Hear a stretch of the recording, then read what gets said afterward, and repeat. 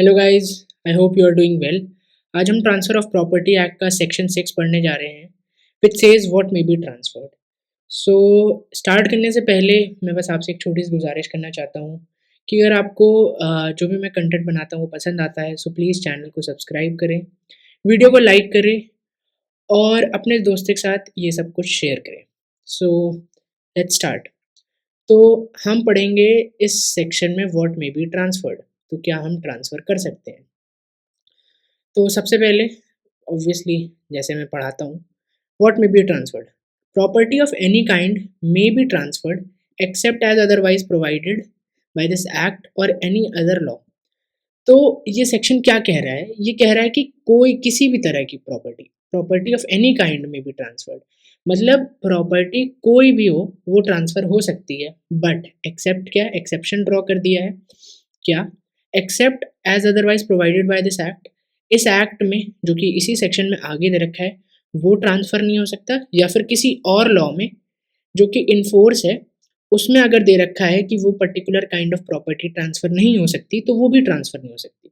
तो general rule is कि कोई भी प्रॉपर्टी ट्रांसफ़र हो सकती है, बट एक्सेप्शन क्या है कि जो इस एक्ट में दे रखा है या फिर कोई और लॉ में जो कि प्रोहिबिटेड है ट्रांसफ़र का, तो वो ट्रांसफ़र नहीं हो सकती है। ठीक है। और इन जनरल ये है कि अगर कोई भी ट्रांसफ़र ऑफ प्रॉपर्टी करना है तो प्रॉपर्टी मस्ट बी ट्रांसफरेबल होना चाहिए, मतलब कि उसके अंदर इतनी कैपेसिटी हो कि वो एक पर्सन से दूसरे पर्सन के पास जाए। ठीक है। तो मैंने आपको ऑलरेडी बता दिया है कि कोई भी तरह की प्रॉपर्टी ट्रांसफ़र हो सकती है, बट ये दो तरह की प्रॉपर्टी ट्रांसफ़र नहीं हो सकती। तो आई होप आप लोग को समझ आ गया होगा कि ये क्या सेक्शन 6 कहना क्या चाहता है। ठीक है। अब इसमें जो इन्होंने बताया है कि टीपीए में भी कुछ चीज़ें दे रखी हैं जो कि प्रोहिबिटेड है ट्रांसफ़र से। ठीक है। वो हम पढ़ने वाले हैं जो कि इसी सेक्शन में दे रखा है। So let's start. So section 6 lays down 10 kinds of specific property जो कि हम ट्रांसफ़र नहीं कर सकते। ठीक है। सबसे पहले हम पढ़ेंगे सेक्शन 6 है जो कि स्पेक सेक्शन इज। ठीक है। ये जो इटैलिसाइज्ड में मैंने लिख रखा है दिस इज नथिंग बट ये बेयर प्रोविजन है। ठीक है। सो स्टार्ट करते हैं। Chance of an heir apparent succeeding to an estate, chance of relation bill obtaining a legacy on death of a kinsman or any other mere possibility of a like nature cannot be transferred. I know आपको ये bouncer गया होगा, but let me explain you easily. ठीक है। तो first is air apparent. Air apparent क्या होता है? एयर अपेरेंट वो होता है जो शायद से प्रॉपर्टी आगे इनहेरिट करे। मान लीजिए आप हो, ठीक है, मान लीजिए आप हो, ठीक है, आपके पापा हैं जो कि हैं पी। ठीक है। उन्होंने अपनी लाइफ में प्रॉपर्टी वाई खरीदी थी जो कि सेल्फ एक्वायर्ड थी। ठीक है। अब फैमिली लॉ के अकॉर्डिंग अगर वो प्रॉपर्टी वाई या तो वो किसी और को दे दे, अगर वो किसी और को नहीं देते तो फिर ये आपके पास आ जाएगी। तो ये प्रॉपर्टी वाई अभी श्योर नहीं है कि किसके पास जाएगी, ये पी पे डिपेंड करता है। ठीक है। तो आप एक जस्ट एयर अपेरेंट हो, you are just expecting property. ठीक है। सो आप एक्सपेक्टेशन में जी रहे हो कि शायद से आपको प्रॉपर्टी मिल जाए, तो आप प्रॉपर्टी वाई को ट्रांसफर नहीं कर सकते हो। ठीक है। यही यहाँ पे लिखा है because there is no vested right until the owner dies और सक्सेशन ओपन्स। इसका एग्जाम्पल दे रखा है मैंने कि यही है कि सेल्फ एक्वायर्ड प्रॉपर्टी वो ट्रांसफर नहीं कर सकते, सेल नहीं कर सकते under that expectation. So I hope आपको समझ आ गया होगा chance of an heir apparent कहना क्या चाहता है। ठीक है। अब second thing is chance of a relation obtaining a legacy on the death of a kinsman. ठीक है। अब ये है कि चांस ऑफ लेगेसी का मतलब ये है कि मान लीजिए यही पर्सन, ठीक है, विल करता और विल में ये प्रॉपर्टी ये ए को दे देता। ठीक है। अब ये प्रॉपर्टी ए को मिलती विल के अंडर या नहीं, ठीक है, इसमें भी डाउट है क्योंकि ये किसी और को भी दे सकता। मान लो ये ए को ना दे के ये बी को दे देता। ठीक है। तो ए ये एक्सपेक्ट कर रहा था कि हाँ मेरे को विल के अंडर प्रॉपर्टी मिल जाएगी, तो ये भी एक मेयर चांस है। ठीक है। असल में वो बी को मिल गई, तो यहाँ पे भी ये ट्रांसफर नहीं हो सकता। Mayor expectation of receiving a property under a will can not be transferred. ठीक है।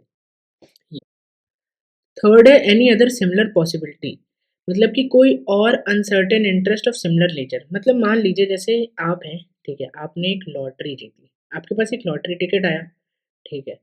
अब आपको लगा कि लॉटरी है और मेरी किस्मत बहुत अच्छी है तो मैं ये लॉटरी जीतूँगा।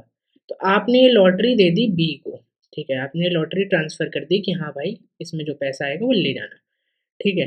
तो ये एक अनसर्टेन फ्यूचर इंटरेस्ट है, ठीक है, आपको पता नहीं है कि आप लॉटरी जीते हो कि नहीं जीते हो, तो आप ये जो ट्रांसफ़र है वो नहीं कर सकते हो, ठीक है।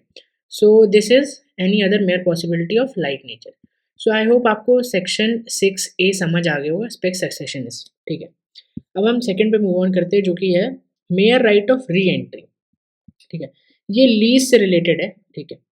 अब इसमें क्या होता है कि पहले आपको री एंट्री समझना पड़ेगा, री एंट्री क्या होता है।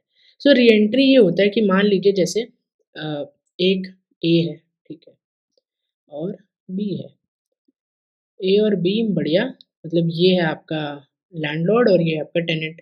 अब ए ने कहा कि तुम सिर्फ रहोगे, रेजिडेंशियल पर्पसेस के लिए वो ज़मीन दी, पर इसने कॉमर्शियल पर्पस के लिए वो ज़मीन यूज़ करने लग गई। तो ए ने कहा कि तुम यहाँ से निकलो, तो उसको जो निकालने का राइट है उसे हम री एंट्री का राइट कहते हैं, ठीक है। Right of re entry is the right of an owner to regain possession, ठीक है, ये है। बट अब आप कहो कि जैसे मान लीजिए अब ये कंडीशन ब्रीच हो गई, तो अब ए जो है वो कहे सी से कि तुम मेरी जगह यहाँ पे आ जाना, ठीक है, री एंट्री कर लेना इस घर की। तो सिर्फ री एंट्री का जो राइट है जो ए को मिल गया है on the breach of the condition, वो ट्रांसफर नहीं हो सकता है, सिर्फ वो कंडीशन, ठीक है। A mere right of re entry for breach of condition subsequent can not be transfer to anyone except the owner of the property affected, ठीक है, सिर्फ ओनर के पास वो आ सकता है और किसी के पास नहीं आ सकता है। आपको इस पे ध्यान रखना पड़ेगा, द वर्ड मेयर, सिर्फ री एंट्री। मान लीजिए आप री एंट्री के साथ कोई और भी इंटरेस्ट उस प्रॉपर्टी में दे रहे हो, ठीक है, तो वो ट्रांसफर हो सकता है, बट सिर्फ री एंट्री का राइट ट्रांसफर नहीं हो सकता, ठीक है। और यही एग्जाम्पल मैंने यहाँ पे लिख रखा है। Third is 6C is easement apart from dominant heritage. An easement cannot be transferred apart from the dominant heritage. अब ये डोमिनेंट हेरिटेज होता क्या है? अब एक डोमिनेंट हेरिटेज है और एक सर्विएंट हेरिटेज है, ठीक है। अब मैं समझाता हूँ ये होता क्या है। ये मैंने एक बढ़िया सा डायग्राम बना रखा है, इससे आपको समझ आ जाएगा। तो जैसे जो प्रॉपर्टी ए है, जो ए की प्रॉपर्टी है और बी की प्रॉपर्टी है, ठीक है। तो ए का जो घर है वहाँ से मेन रोड जाने के लिए उसको बी के घर से होते हुए जाना पड़ता है, ठीक है। तो ये जो रास्ता बन रखा है यही होता है ईज़मेंटरी राइट, ठीक है, राइट ऑफ वे है।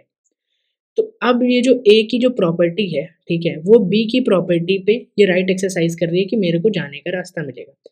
तो यहाँ पे जो ए है वो आपका डोमिनेंट हेरिटेज है, ठीक है, वो डोमिनेट कर रहा है बी के ऊपर। और जो बी की प्रॉपर्टी है वो आपका सर्विएंट हेरिटेज है, ठीक है। आई होप ये आपको क्लियर हो गया होगा। अब आराम से आपको ये समझ आ जाएगा। An easement can not be transferred, सिर्फ ईजमेंट ट्रांसफर नहीं हो सकता। कि मान लो अब ए सोचे कि ये जो राइट टू वे है ये मैं सी को ट्रांसफर कर देता हूँ, सिर्फ ये पार्ट, ये पार्ट मैं सी को ट्रांसफर कर देता हूँ, ऐसा नहीं हो सकता है, ठीक है। An easement can not be transferred apart from the dominant heritage. तो अगर आपको ये ट्रांसफ़र करना है तो आपको ये जो प्रॉपर्टी है जिस जो ए की है वो भी ट्रांसफ़र करनी पड़ेगी। सिर्फ आप राइट टू वे ट्रांसफ़र या ईज़मेंट ट्रांसफ़र नहीं कर सकते हो, ठीक है। और यही ये सेक्शन कहता है, ठीक है। सो आई होप ये आपको समझ आ गया होगा। ये सब लिख रखा है एंड एग्जाम्पल सेम ही है एंड आप इसको पढ़ लीजिएगा, ठीक है। Now moving on to 6D restricted interest, ठीक है। An interest in property restricted in its enjoyment to owner personally cannot be transferred by him. इसका मतलब ये है कि एक इंटरेस्ट है, ठीक है, मतलब कोई बेनिफिट है वो किसी पर्सन को मिल रखा है, जैसे ए। अब ए पर्सन मान लीजिए हैं आपके प्रोफेसर, ठीक है। आपके जो प्रोफेसर हैं उनको एक इंटरेस्ट मिल रखा है जो कि है कि वो पढ़ाएंगे और इसके बाद जो उसकी सैलरी मिलेगी वो उनके बैंक में जाएगी, ठीक है, अकाउंट में जाएगी। गुड। तो अब ये जो इंटरेस्ट है जो कि उस ओनर के पास पर्सनली है, क्यों पर्सनली है? क्योंकि वो उसका पर्सनल क्वालिफिकेशंस है, पर्सनल क्वालिफिकेशन कैसे, उन्होंने डिग्री ली, इसके बाद उन्होंने मास्टर्स करा, इसके बाद उन्होंने पीएचडी करी, फिर उन्होंने एग्ज़ाम दिया एंड इसके बाद वो बने हैं ना प्रोफेसर। तो ये उनके पर्सनल क्वालिफिकेशन की वजह से ही उनको वो मिल रखा है। तो अब वो ये चीज़ ट्रांसफ़र नहीं कर सकते और यही एग्ज़ाम्पल में दे रखा है दूसरा एग्ज़ाम्पल कि एक टेम्पल है, उसने एक्स को एज़ अ प्रीस्ट अपॉइंट कर रखा है उसके रिलीजियस क्वालिफिकेशंस की वजह से। तो एक्स अपना ऑफिस ट्रांसफ़र नहीं कर सकता और उससे रिलेटेड राइट किसी और को, ठीक है? तो देयरफॉर इस पर्टिकुलर इंटरेस्ट को हम रिस्ट्रिक्टेड इंटरेस्ट कहते हैं एंड ये ट्रांसफरेबल नहीं है। I hope this is clear. Now 6 D, ठीक है, right to future maintenance. A right to future maintenance in whatsoever manner arising secured or determined cannot be transferred. Future maintenance का मतलब क्या है? मान लीजिए एक ए पर्सन था, ठीक है, और उसकी वाइफ थी डब्लू, दोनों का डाइवोर्स हो गया। अब डाइवोर्स होने के बाद अब डब्लू को मेंटेनेंस मिल रहा था 10,000 का, ठीक है, 10,000 का उसको मेंटेनेंस मिल रहा था। उसको मई का मेंटेनेंस मिल गया, ठीक है। अब शी वाज़ एंटिसिपेटिंग, वो एक्सपेक्ट कर रही थी कि उसको जून का मेंटेनेंस मिले। तो ये जो डब्लू है ये जून का मेंटेनेंस ट्रांसफ़र नहीं कर सकती है पहले से, क्योंकि ये एक फ्यूचर मेंटेनेंस है। ये जो राइट है उसके पास ये ट्रांसफ़र नहीं कर सकती किसी और पर्सन को। डब्लू सोचे कि मैं ये वाई को ट्रांसफ़र कर दूँ, ठीक है, ऐसा पॉसिबल नहीं है because right to future maintenance can not be transferred, ठीक है। अब मान लीजिए जब जून की उसको मेंटेनेंस आ गई, तो जो भी उसको मिलेगा वो वाई को चाहे पूरा दे दे, आधा दे, कितना हिस्से दे, वो ट्रांसफ़र हो सकता है, बट आप पहले से फ्यूचर मेंटेनेंस को ट्रांसफ़र नहीं कर सकते हो। I hope this is clear. अब है मेयर राइट टू सू। अब mere right to sue is basically is right to bring legal action for compensation और डैमेजेस, ठीक है। आपको पता होगा कंपनसेशन और डैमेजेस मतलब कि जहाँ पे डैमेजेस फिक्स नहीं होते हैं, मतलब अनसर्टेन अमाउंट के लिए जहाँ पे सू करेंगे तो वो मेयर राइट टू सू है। तो ये भी आप ट्रांसफ़र नहीं कर सकते। जैसे मान लीजिए ए पर्सन था, ठीक है, अगेन वो बी था। अब ए ने बी को गाली दे दी। अब बी को डेफेमेशन हुआ, उसने सूट फाइल करा ए के अगेंस्ट डेफेमेशन का। तो अब बी ये जो राइट टू सू है, ये सी को ट्रांसफ़र नहीं कर सकता है कि भाई इसने मेरे को गाली दी थी, अब तुम मेरी जगह पे सूट लड़ना, ठीक है, और ये मैं ट्रांसफ़र कर रहा हूँ। ये पॉसिबल नहीं है। क्यों? क्योंकि ये अनलिक्विडेटेड फिक्स्ड डैमेजेस के लिए नहीं है, ठीक है, और इसलिए this is a non transferable property. Okay. छठवा है 6F है public office, salary of public office. Very clear, मतलब इसमें कुछ ज़्यादा है नहीं, मैं पढ़ देता हूँ। A public office can not be transferred nor can the salary of public officer whether before और after it has become payable. मतलब कि आपके डीएम साहब हैं, ठीक है, डीएम साहब को एक दिन के लिए छुट्टी पे जाना था, तो उन्होंने सोचा चलो मैं अपने भतीजे को, ठीक है, ट्रांसफ़र कर देता हूँ अपना ऑफ़िस और वो एक दिन के लिए देख लेगा, फिर मैं अगले दिन आ जाऊँगा। तो ये नहीं पॉसिबल है और ना कि वो अपनी सैलरी को ट्रांसफ़र कर सकता है कि मान लो डीएम की जो सैलरी है, वो जुलाई की आनी थी, ठीक है। अब वो जुलाई की प्रॉपर्टी, वो जो सैलरी थी, उसने कहा कि वो मेरे भतीजे के अकाउंट में भेज देना, तो ये भी नहीं हो सकता, ये ट्रांसफ़रेबल नहीं है, ठीक है। 6G है pensions and stipends. Pension allowed to military, naval, air force, civil pensioners of government and political pension can not be transferred. It is similar, ये सिमिलर है भाई आपकी सैलरी से रिलेटेड, ये सब पर्सन की जो स्टाइपेंड या फिर पेंशन है ये ट्रांसफ़र नहीं हो सकती है। Now moving on to 6H, transfer oppose to nature of interest etcetera. This is slightly big section, तो I will explain one by one. तो no transfer can be made. अब सबसे पहले one, in so far as it is opposed to the nature of interest affected thereby. सबसे पहले ये चीज, एक एक चीज देखेंगे। Number one. नंबर टू है फॉर एन अनलॉफुल ऑब्जेक्ट और consideration with in the meaning of section 23 of Indian contract act. और थर्ड है to a person legally disqualified to be transferring. अब हम एक एक से पढ़ते हैं। सबसे पहले है transfer oppose to the nature of interest, ठीक है।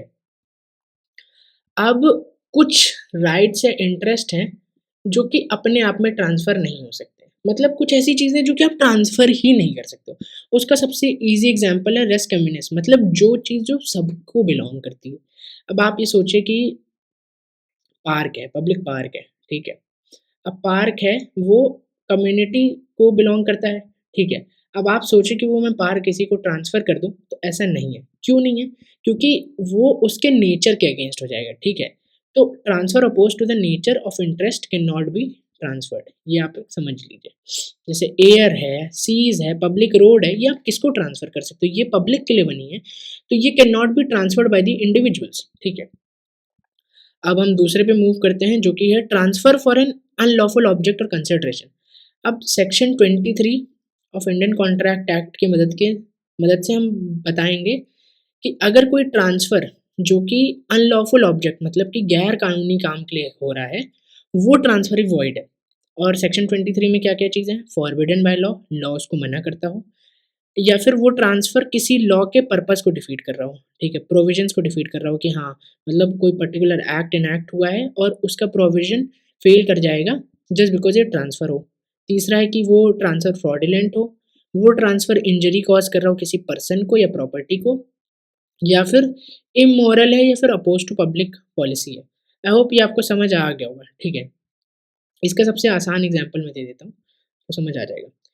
ए ने बी को प्रॉपर्टी ट्रांसफ़र करी 10 एकड़ की, ठीक है, इतनी बड़ी ज़मीन, ठीक है, 10 एकड़ की प्रॉपर्टी बी को ट्रांसफ़र करी कि भाई देखो, तुम्हें मैं ये प्रॉपर्टी दे रहा हूँ, बट तुम्हें सी का खेल ख़त्म करना है, ठीक है। मेरे को ये आज रात ज़िंदा दिखना नहीं चाहिए। तो ये इंजरी कॉज़ कर रहा है पर्सन को, ठीक है। ये इमोरल भी है, अपोज़ टू पब्लिक पॉलिसी है, ये फॉरबिडन बाय लॉ भी है। तो ये जो पूरा ट्रांसफ़र है, ये अपने आप में क्या है? वॉइड है और ये नॉन ट्रांसफ़रेबल है। आई होप ये आपको समझ आ गया होगा second point. And third is person transfer to legally disqualified transferee. अब इसके लिए आपको सेक्शन 136 समझने की ज़रूरत है, बट इतना भी इम्पोर्टेंट नहीं है। बेसिकली सेक्शन 136 में एक्शनेबल क्लेम की बात है, जो मैंने आपको पहले पढ़ाया था। उसमें जजेस, लीगल प्रैक्टिशनर और court officers actionable claims purchase नहीं कर सकते हैं, मतलब उन पे एक बार लगा रखा है, प्रोहिबिशन है। तो वो लीगली डिस्क्वालिफाइड ट्रांसफरी हो गए, तो फिर ये भी नॉन ट्रांसफरेबल है and this is barred. I hope आपको सेक्शन 6H समझ आ गया होगा, तीनों पॉइंट मैंने एक एक करके समझा दिए। अब हम बढ़ेंगे सेक्शन 6I पे, जो कि लास्ट है, अनट्रांसफरेबल राइट ऑफ ऑक्यूपेंसी, ठीक है। अब ये अपने आप में ही समझ आ जाना चाहिए, अनट्रांसफरेबल राइट ऑफ ऑक्यूपेंसी, ठीक है। ऐसी राइट ऑफ ऑक्यूपेंसी की मतलब किसी ने मेरे को एक चीज़, एक प्रॉपर्टी को ऑक्यूपाई करने का राइट दे रखा है, पर वो मैं किसी और को ट्रांसफ़र नहीं कर सकता हूँ, ये वो कहना चाहता है। तो अब स्टार्ट करते हैं। Nothing in this section shall be deemed to authorize a tenant, ठीक है, टेनेंट मतलब किराएदार, having an untransferable right of occupancy, सबसे पहला वन, ठीक है। Second is farmer of an estate in respect of which default has been made in paying revenue. Second, और third है lessee of an estate under the management of court of wards to assign his interest as such tenant, farmer or lessee. ठीक है, अब हम एक एक चीज़ समझते हैं। मैंने आपको पहले ही बता दिया कि अनट्रांसफरेबल राइट ऑफ ऑक्यूपेंसी क्या है, कि जैसे मान लीजिए ए टेनेंट था, ठीक है, मान लीजिए ये है ए और बी, ए ने बी को अपनी लैंड दी एक्स। अब उसने कहा कि ये जो एक्स लैंड है ये तुम्हारे पास होगी, तुम इसको सबलीज नहीं कर पाओगे, मतलब तुम सोचो कि तुम सी को दे दो, तो ऐसा नहीं है, ठीक है। तो अगर ये ट्रांसफ़र करता है बी को, तो ये पूरा ट्रांसफ़र अपने आप में क्या है? वॉइड है and this is a non transferable interest, ठीक है। सबसे पहला point clear, non transferable right of occupancy है, जो राइट ऑफ ऑक्यूपेंसी बी ने सी को ट्रांसफ़र करने की कोशिश की, जो कि नॉन ट्रांसफरेबल थी, अनट्रांसफरेबल थी, वो नहीं हो सकती। Second is the farmer of an estate in which default has been made in paying revenue, मतलब जैसे मान लीजिए कि एक खेत है, उसमें आपको कुछ रेवेन्यू देना था और वो आप पे नहीं कर पाए, ठीक है। तो अब वो जो लैंड एक्स है, ठीक है, मान लीजिए इसी में ले लेते हैं, जो लैंड एक्स है वो आप उसमें आपको पे करना था, रेवेन्यू आप नहीं दे पाए, तो अब आप ये सोचे कि मैं किसी और को दे दूं, ऐसा नहीं है, ठीक है। अब ये भी ट्रांसफ़र नहीं हो सकती है। और थर्ड है the lessee of an estate under the management of court of wards. अब कोर्ट ऑफ वार्ड्स बेसिकली पुराना कॉन्सेप्ट है, जब अंग्रेज हुआ करते थे। कोर्ट ऑफ वार्ड्स वो होता है बेसिकली कि कोर्ट जो होता है वो एक मैनेजर को अपॉइंट करता है, ठीक है, to manage a property on the behalf of the minor या फिर person who is not capable of managing the property. इसका मैं सिंपल एग्जांपल देता हूँ। ए पर्सन था, ठीक है, वो है 7 साल का, ठीक है, 7 ईयर्स का है। अब इसको इनहेरिटेंस के थ्रू 10 एकड़ ज़मीन मिल गई। अब ये कैसे मिली? मान लीजिए इसके पापा थे, वो एक्सपायर कर गए, दादाजी कोई नहीं है, अब सिर्फ ये अकेला बचा, ठीक है। अब ये 7 साल का बच्चा क्या क्या आपको लगता है कि मैनेज कर पाएगा प्रॉपर्टी? नहीं कर पाएगा, ठीक है। तो कोर्ट ऑफ वार्ड्स के अंदर कोर्ट एक मैनेजर को अपॉइंट करता है, ठीक है। तो वो मैनेजर की बात हो रही है। तो the lessee of an estate under management of courts of act, वो भी इसको ट्रांसफर नहीं कर पाएगा। This is non transferable. And I hope यहीं तक था। यस, तो ये जो 10 एक्सेप्शन मैंने आपको पढ़ा है, ये एक्सेप्शन है ट्रांसफर ऑफ प्रॉपर्टी में कि सारी, दिस इज एन एक्सेप्शन जो कि मैं आपको बताता हूँ क्या है। अभी मैंने बता रखा है, लेट मी शो यू। हाँ, तो ये एक्सेप्शन है जो कि इस एक्ट में दे रखा है, इस एक्ट में प्रोवाइडेड है। बाकी इन जनरल प्रॉपर्टी ट्रांसफ़र हो सकती है, this is the general rule. किसी भी तरह की प्रॉपर्टी ट्रांसफ़र हो सकती है, बट क्या ट्रांसफ़र नहीं हो सकता, जो कि इस एक्ट में प्रोहिबिटेड है, जो कि मैंने आपको नीचे 10 पढ़ा दिए हैं, ठीक है, और जो दूसरे लॉ में प्रोहिबिटेड है। सो यहाँ पे आपका सेक्शन 6 खत्म होता है। एंड आई होप आपको वीडियो अच्छी लगी हो एंड सब कुछ आपको समझ आ गया हो। If you guys have any doubt तो फिर आप मेरे से कमेंट में कनेक्ट हो सकते हैं and I will try to answer the query जितनी जल्दी हो सके। सो अगर आपको वीडियो अच्छी लगी हो तो चैनल को सब्सक्राइब करें, वीडियो को लाइक करें and share it with your friends. So see ya, bye bye.